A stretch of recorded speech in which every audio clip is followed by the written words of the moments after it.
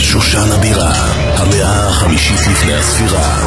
המן, צורר היהודים, ביקש להכיל את הפתרון הסופי, אך גורלו מתהפך.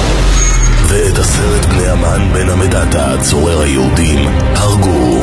ותאמר אסתר, אם על המלך טוב, יינתן גם מחר ליהודים אשר בשושן לעשות כדת היום.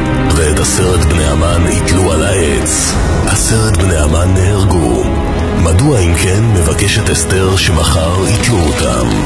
חז"ל אומרים, בכל מקום שכתוב מלך ולא נאמר במפורש המלך אחשוורוש, הרמז הוא למלכו של עולם, הקדוש ברוך הוא.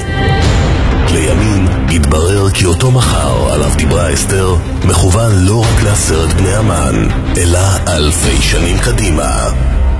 1945, גרמניה נכנעת, והשואה מסתיימת ברציחתם של 6 המיליונים. עם תום המלחמה החלו בגרמניה המשפטים הידועים בשם משפטי נירנברג, בהם נידונו גדולי פושעי הנאצים אשר נותרו בחיים. 11 מהם נידונו למוות במשפט צבאי. כמקובל, ההוצאה להורג נעשית בחיטת ירי או בכיסא חשמלי, אך באופן מפתיע החליט בית הדין להוציא אותם להורג בתלייה. Julius Streicher, death by hanging. Goering, death by hanging. שעות ספורות לפני ביצוע גזר הדין התחמק גרינג, המורשע ה-11 מהגרדום, והתאבד. אסתר ביקשה 10 וקיבלה 10. אוקטובר 1946, 10 פושעי המלחמה הנותרים נתלו בזה אחר זה, כשביניהם היה יוליוס שטרייכר, שהוגדר בפסק הדין כאויב היהודים מספר 1.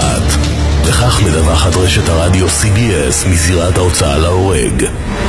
We all expected that sometime during the procedure the shouts Heil Hitler would ring out. Wild-eyed Jew-baiter Julius Streicher bellowed out that greeting and followed it as he climbed the 13 stairs with the words, "Now I go to God." Purim Festival 1946, and now to God. למרבה הפלא, בעמוד בו כתובים הסרט בני המן במגילה מצויות 3 אותיות חריגות קטנות היוצרות את המילה תש"ז. הלא היא שנת 1946, שנת הוצאתם להורג של אותם 10 פושעי המלחמה הנאצים.